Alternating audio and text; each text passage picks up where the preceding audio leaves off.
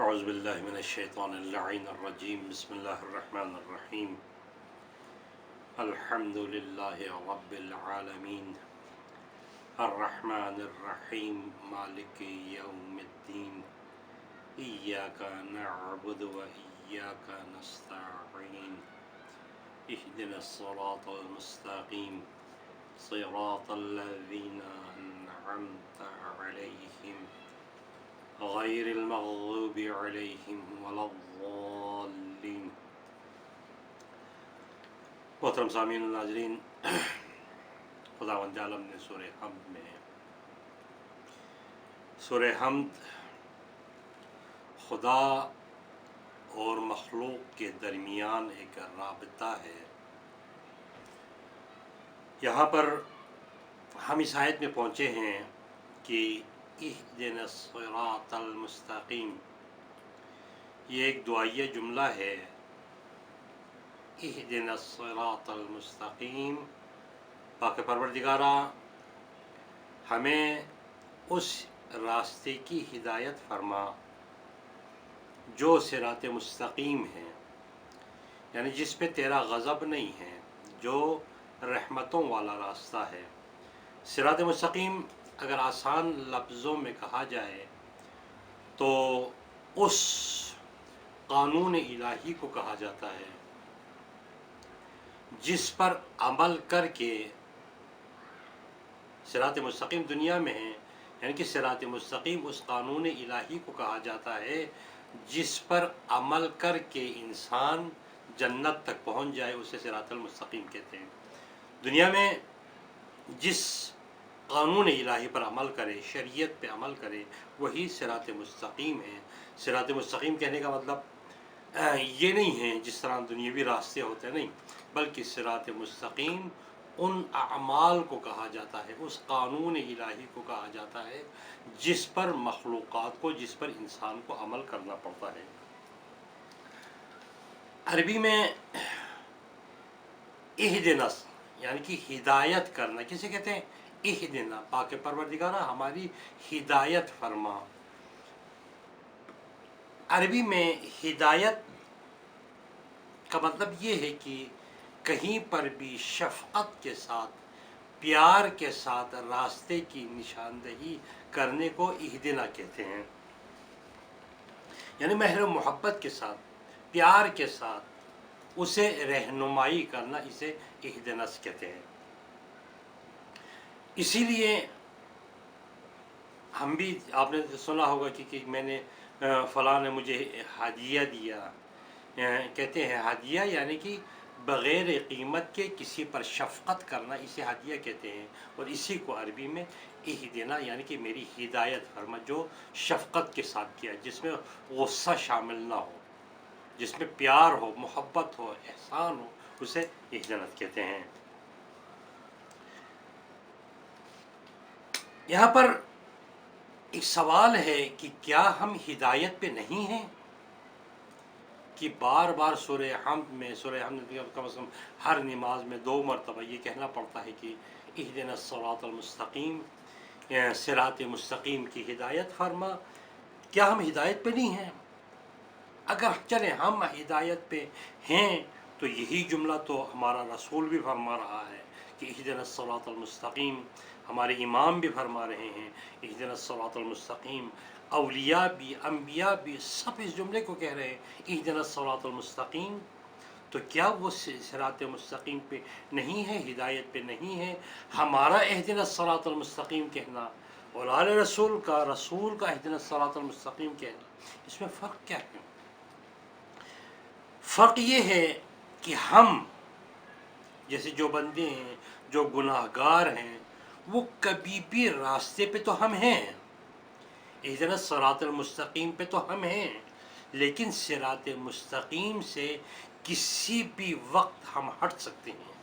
صراط مستقیم سے گمراہی کی طرف جانے کا ایک خوف ہوتا ہے۔ مثال کے طور پر انسان کبھی رشوت میں مبتلا ہو کے صراط مستقیم سے نکل جاتا ہے، کبھی جھوٹ کے ذریعے، کبھی غیبت کے ذریعے، کبھی نامحرم پہ نظر پڑنے کے ذریعے۔ یہ تمام چیزیں وہ چیزیں ہیں جب ہم نیک کام کر رہے ہوں تو وہی وقت ہے کہ ہم صراط مستقیم پہ ہیں۔ جب جب ہم برائی کی طرف، گناہ ہم سے ہو رہا ہو، تو سوچ لینا کہ ہم صراط مستقیم سے ہٹ رہے ہیں۔ اب معصومین کے ساتھ، رسولوں کے ساتھ گناہ کو تو تصور بھی نہیں ہے، لیکن ان کا جملہ کہنا کہ اہدنا الصراط المستقیم، تو ہدایت کے منازل کی کئی منازل ہیں، درجات کی کئی منازل ہیں۔ مثال کے طور پر یہ درجہ، پھر درجہ، پھر اس سے بڑا درجہ، اس سے بڑا درجہ، رسول، آل رسول، اور جو انبیاء کہتے ہیں کہ اہدنا الصراط المستقیم، یہ منازل، مراتب طے کرنے کے مراحل ہیں۔ تو ہر ایک کی ضرورت یہ ہوتی ہے کہ وہ خدا سے زیادہ قرب حاصل کرے۔ جتنا خدا سے قرب حاصل ہوگا اتنا ہی اس کے منازل طے ہوتے جائیں گے، یعنی جتنے منازل وہ طے کرتا جائے گا اتنا ہی قرب الہی بڑھتا جاتا ہے۔ اسی طرح مولا کائنات کا وہ کتنا پیارا جملہ ہے کہ پاک پروردگارا، میں اس رب کی عبادت کرتا ہوں۔ کسی نے سوال کیا کہ مولا کیا آپ نے اپنے رب کو دیکھا ہے؟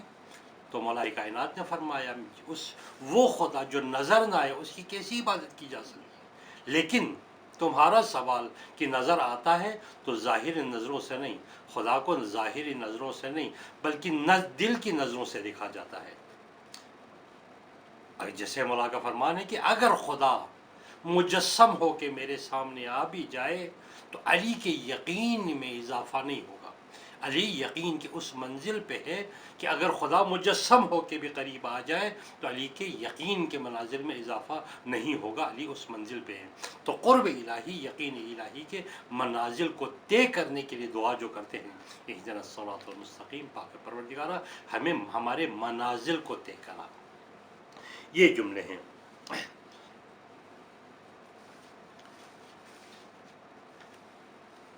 اور ہم کسی بھی وقت خوف ہے صرف عبادت پہ مطمئن ہو کے نہیں رہنا چاہیے۔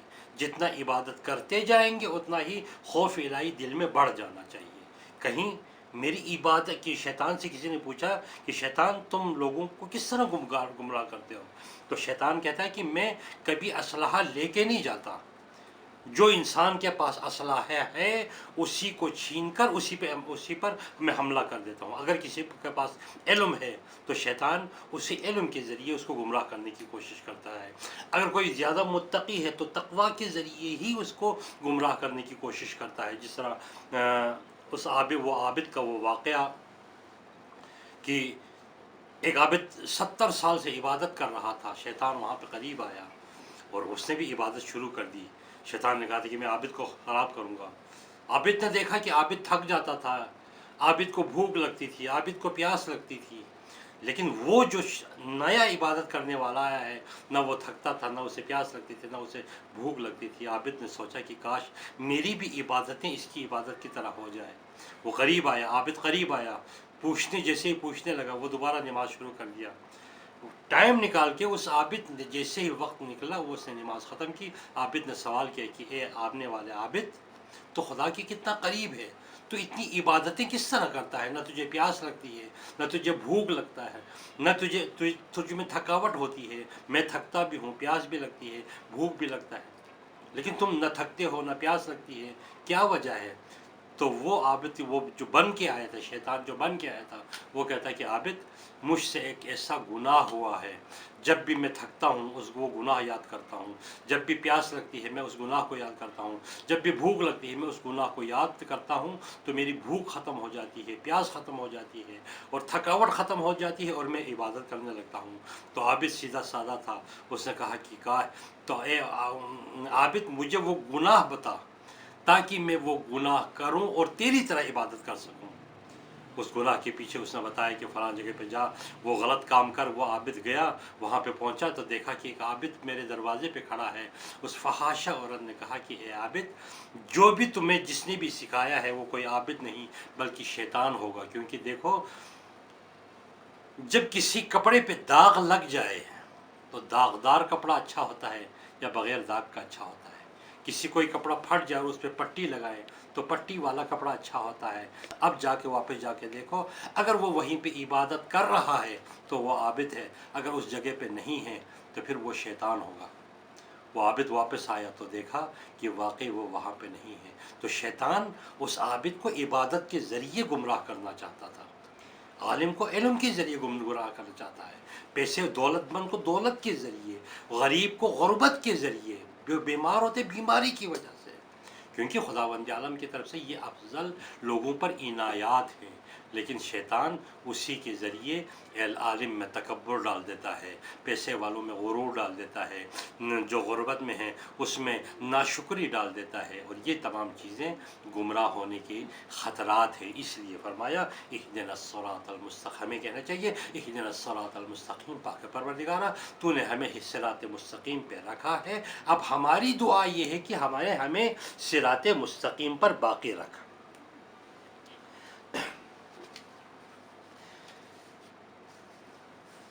اور پانچویں چیز،